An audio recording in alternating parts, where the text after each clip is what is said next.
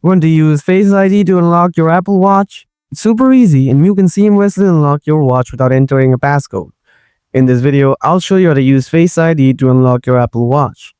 So no more wasting any time, let's get started. First, grab your iPhone. Make sure you have Face ID added to your iPhone and that the iPhone is paired with your Apple Watch. Then open up the Watch app on your iPhone.